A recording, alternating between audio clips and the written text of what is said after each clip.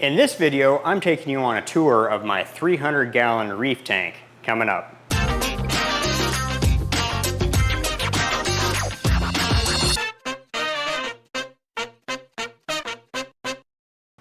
So if you've seen any of my videos, you've probably noticed the giant fish tank in my background. I've gotten a lot of comments on it, and I felt like maybe we should do a tour and take you through, show you around my 300-gallon reef tank. So I do apologize. I should have done this video like 6 months ago because I was gone for 9 weeks earlier this year and I had a lot of coral death. So I apologize of the appearance of some of these corals. I'm trying to bring them back as best I can, but we're not having great luck with everything. So this tank is rated at 300 gallons. It is 8 feet long. It is 2 feet front to back, and it is 30 inches or 2.5 feet tall. It is set up with 2 overflow boxes. There's one at each end.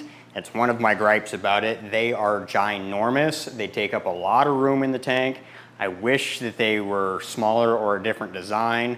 I've seen some newer design tanks where the overflow box is actually on the outside of the tank, giving you more room inside. That would have been nice, but shoulda, woulda, coulda. This would not be an easy thing to change out.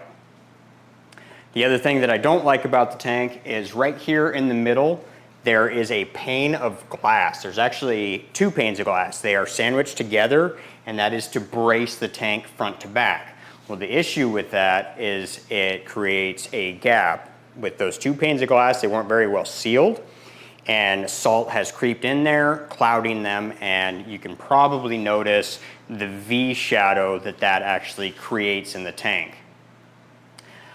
I try and keep it clean as best I can, but like I said, it is fogged in between those 2 panes. I do have a light right over the top of it to try and decrease the amount of V shadow that we have, but it's not going anywhere. But within that shadow, you can see on the back wall there that my clownfish have laid eggs. That's the spot that they like to do it in. It would be pretty cool to breed some clownfish, but I don't have the time or the patience to set up another tank and try and raise clownfish because I hear that it is quite involved. So I'll start on the inside of the tank and just kind of show you some of the corals and what happened. And then I'll show you around the outside of the tank and show you some of the equipment. So for a 300-gallon tank, we don't have very many fish left in here. We got 4 tangs, a coral beauty angel, a green chromis, and 2 clownfish. I believe that is it. Yeah, and for a 300-gallon tank, that's not very many fish in here. But over here on the left side, we got 2 MP40s giving us some water flow. We got a whole bunch of Kenya trees right here. These things grow like weeds. That's okay, because I like Kenya trees. People might find them a nuisance, but I like them. I like the way they look, and they're an easy coral. We got some mushrooms and some leathers. Well, up here, we got a monopora, and you can see the amount of it that died. This has actually come back quite a bit. This was a lot worse. That green piece up here, that turned brown and didn't have any green on it, but we have green back on it, so it's looking good. This was another type of green monopora back here. There's still some polyps on it, and it looks like I'm seeing some new growth, so that might be coming back. There is another piece of green monopora right there. It's the same as what's up on the overflow back there. And there are polyps still on it, and again, it does look like that one is coming back. But sadly, it looks like my hammer coral is continuing to die. Right here on top, there's definitely some more that are very much struggling. There's a whole bunch that have died down here, and it doesn't seem to be turning around, unfortunately, because this started as a tiny little single nub and has grown into larger than a softball size head. I mean, this thing has gotten absolutely massive. I've trimmed it back a couple of times and fragged it out, and that is pretty unfortunate that that is going the way that it is. There's another Euphyllia back here. I think that people call it framer. It looks like it's a frog spawn hammer coral hybrid, but it's kind of like an orange color. And I've had some death on it. You can probably see right on top where some of them have died off. And right in front there. So unfortunately, I'm having a tough time with those. These are pieces of Monopora from up here that I've broken off because I keep this kind of middle section broken out or trimmed back, however you want to say it. I just break it with my hand to keep light coming down on here. There's some SPS that are on there, which have mostly died off. I don't know if that's going to come back. It's not looking good. But these down here have been coming back. Hopefully you can see some of the new growth that is on there. Now here's another piece of Monopora. This is more of like an orange color Monopora. I mean, this was like my centerpiece in the tank, and it nearly completely died off. There are still some polyps on there. I don't know if it's going to come back. Some of it looks like it's growing, like this centerpiece in on the very edge. It looks like it does have some new growth, so there might be some of it that's coming back. There might be enough to get it to come back. This is another coral that died off. I apologize, I don't know the names of all my corals, but it mostly died off, but I do have a decent amount of polyps. It looks like it's coming back. We got some mushrooms in here. I couldn't kill these if I tried. There's an SPS that's right on top there. I believe that's branching Monopora.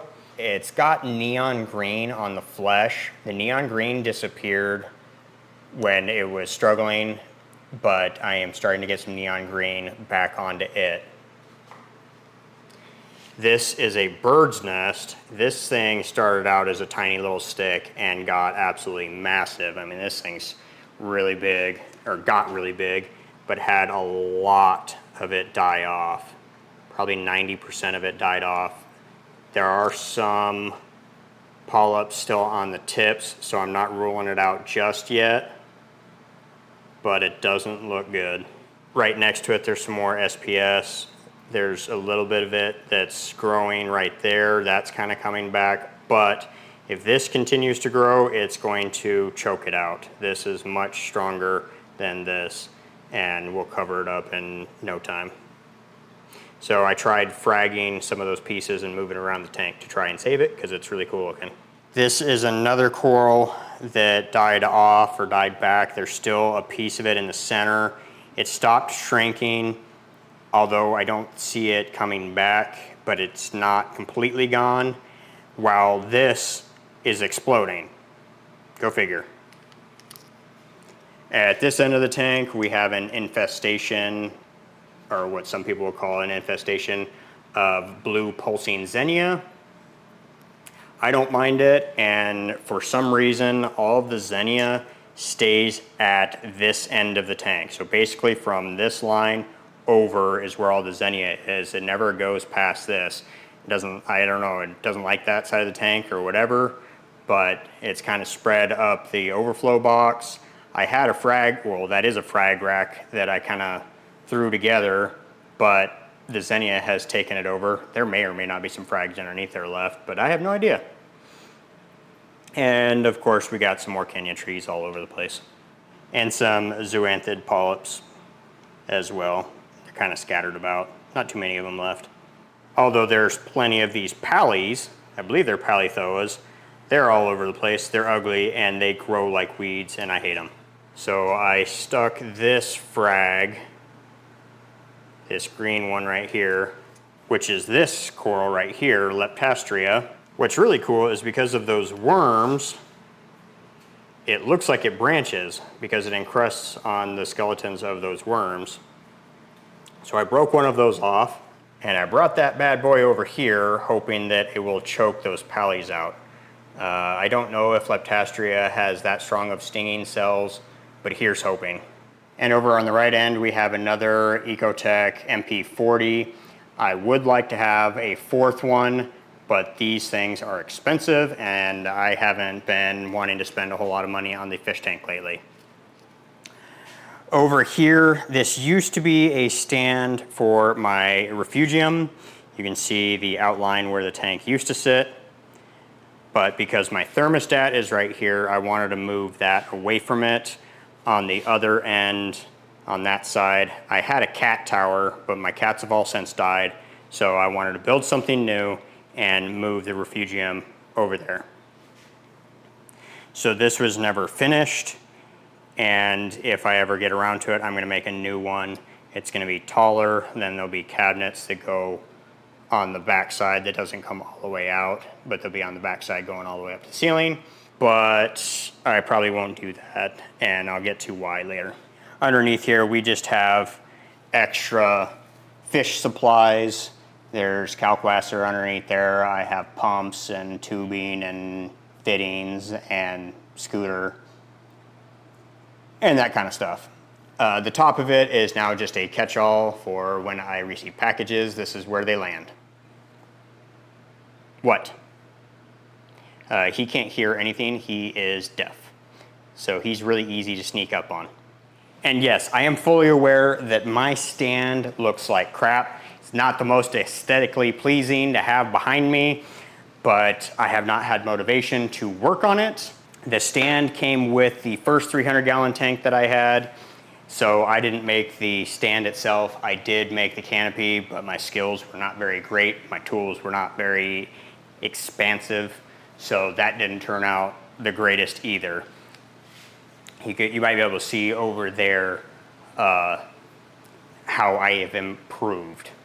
That's what the whole thing was meant to look like when I got done.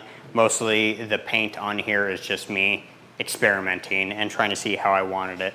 All right, so in the canopy here, the tank is lit with 2 Kessel AP9Xs, 2 A360Xs, and then I have 1 A360 narrow in the middle, trying to light that pane of glass that hangs over the middle, and now you can see just how foggy and how bad it looks.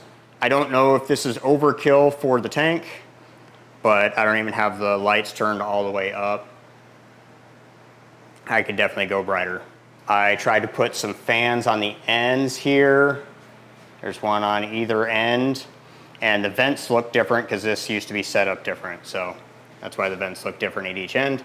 I got a couple of Walmart fans because the tank was fluctuating in temperature too much.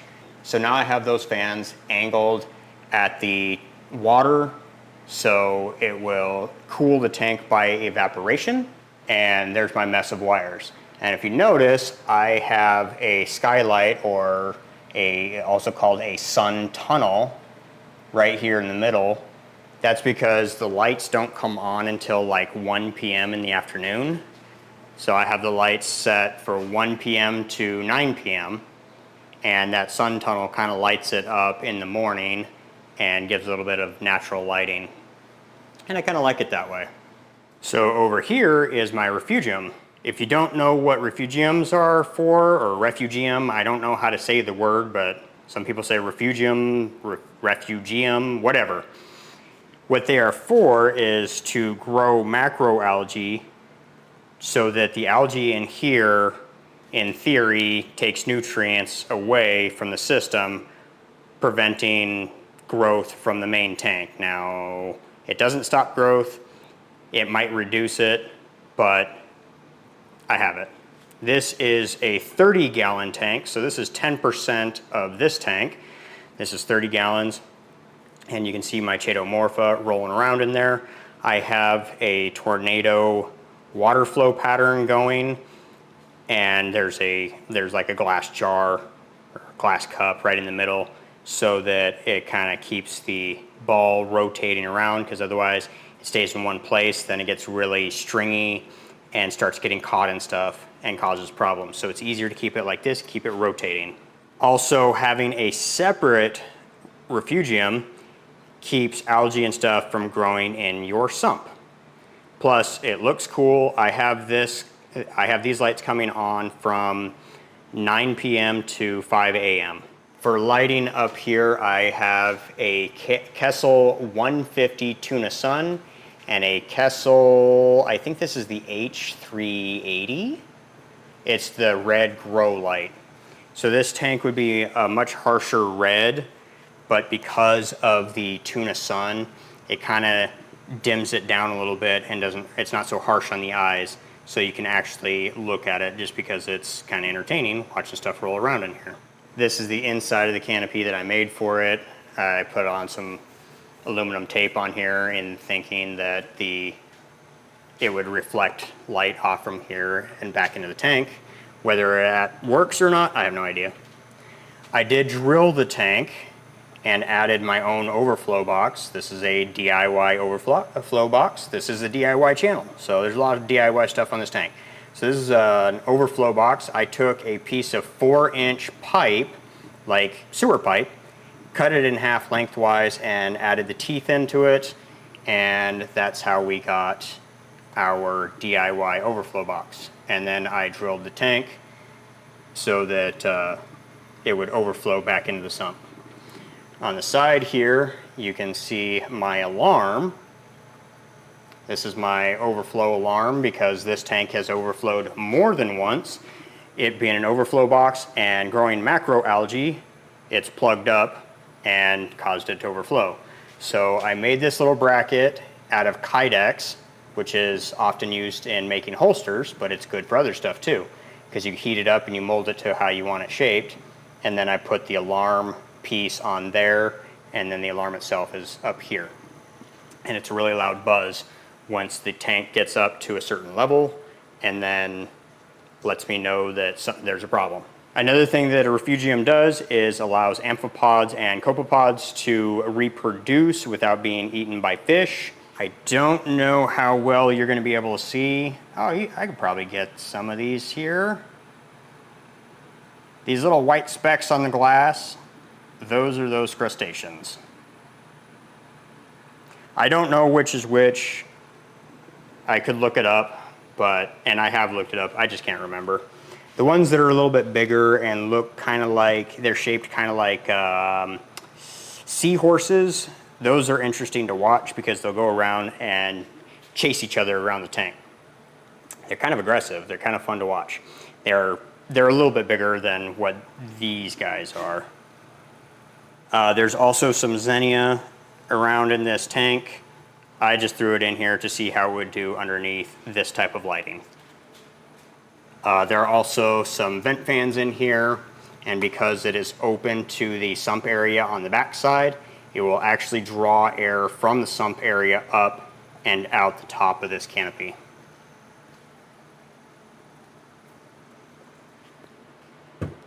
So underneath the refugium here, this is my water mixing barrel. This holds like about 30 gallons of water, which is a 10% water change on the tank, not the entire system, but on the tank. And then there's just various stuff floating around in here. I did add this stuff to the doors to try and reduce the sound because this thing is noisy. You can see the end of my freshwater top-off tank right here. So this is the first door on the left. This is a 37-gallon tank that I use as a freshwater top-off tank. And some more of my DIY stuff, my DIY lids. This is a big lid over here, and then there's a small section over here so I can not have to remove this if I need to gain access to it. I have a water line coming in here that is run from the garage and is hooked up to a float. Now there's a union on it because the theory was I was going to detach it and be able to attach it to my barrel and fill it, which I have never done since I set this up. I just fill the barrel and then this fills back up and it's nice and easy. It's got a float in it. I do have to manually turn it on. If I left that float on, then we'd have TDS creep and we don't want that. I have 2 pumps in here. One of them is hooked up to my Tunes controller, my 5017 auto top off. The pump that comes with it is garbage, so I had to get that. That's one that I think I had extra. That's just a CCHA 1.5 or something like that. And then I have another CCHA in here for my own top off or pumping it out, filling the barrel, all that kind of stuff. You can see the hose comes out, it comes out over there. Here's some of the plumbing. I like to use 245s instead of 90-degree angles to give it more of a sweeping turn rather than a harsh 90-degree turn to hopefully help the flow. Here's one of the power strips that I have powering everything to keep things organized. This is my calc stirrer. This came from Avast Marine. Avast is pretty cool because they allow you to build the stuff yourself. So you get all the parts and you glue it together yourself, and it saves a whole bunch of money. Plus it's fun because you get to build it yourself. This is a stirrer, so it keeps the calc mixed up. You don't want to put the calc in there because those pumps would have gone bad 10 times over by now. So what I just did today is I teed off from my water top off, and now it's going to put some water through here. I haven't tried it yet. I gotta let the water in the sump drop first so that it'll actually kick on. I was using an aqua lifter pump to pump water through here. So we're trying something a little bit different. So inside the second door here, you can see chemicals and foods hang out right here.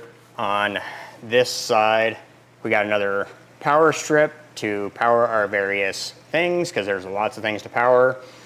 My doser, which all I'm dosing is Nopox to reduce the nitrates and phosphates, which is what happened to the tank. The nitrates and phosphates went through the roof and started killing everything in the tank.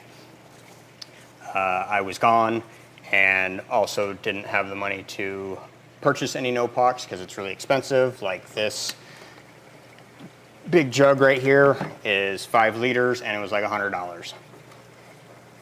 But I like Nopox. It really helps, especially with a tank this size.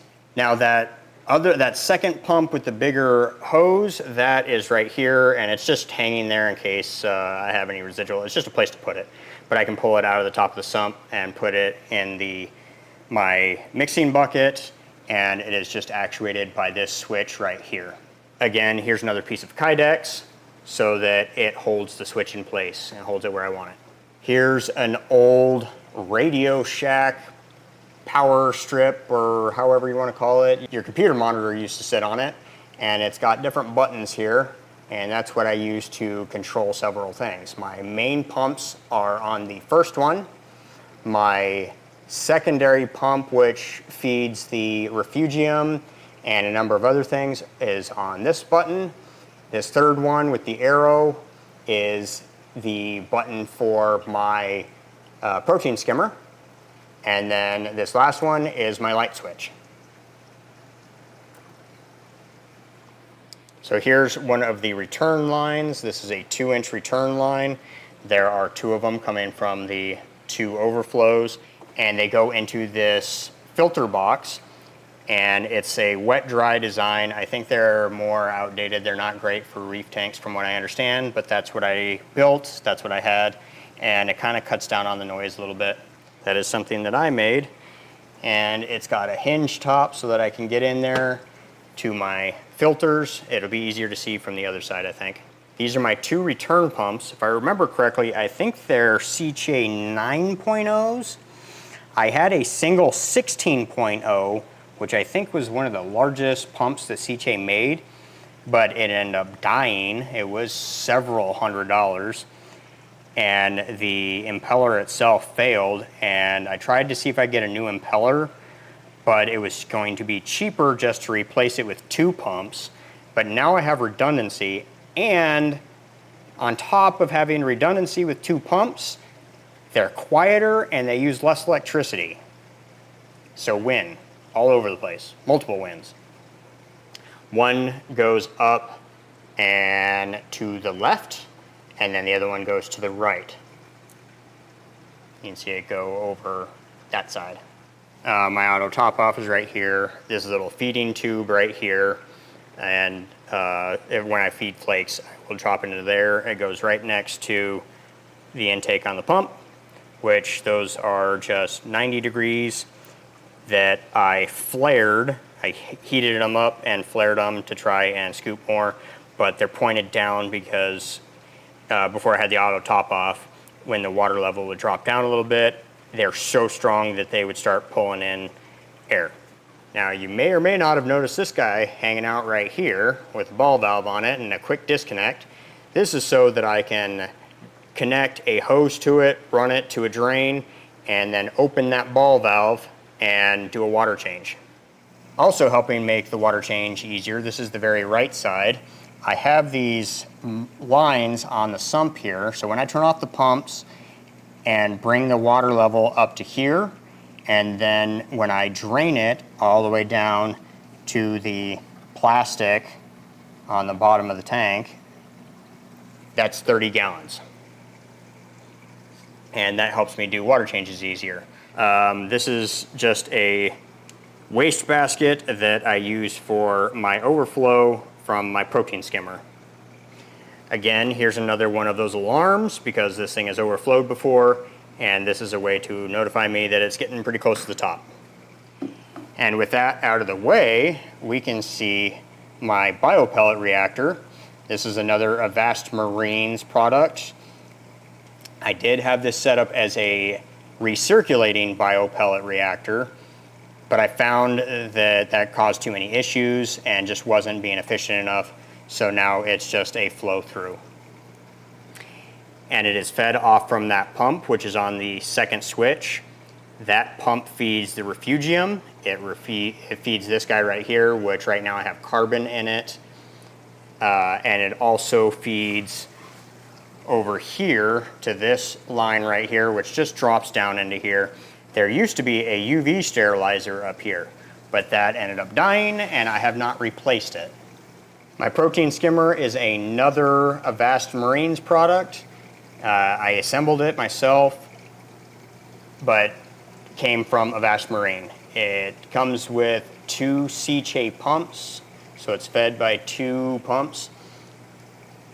But to keep it stable, because the water level in the sump sometimes would change. Well, I mean, before I did the auto top off, it would change, causing the level in the protein skimmer to change. So what I did was I made a box for it to sit in.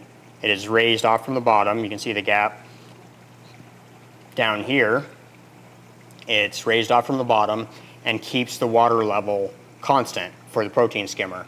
Water flows into there via this pipe.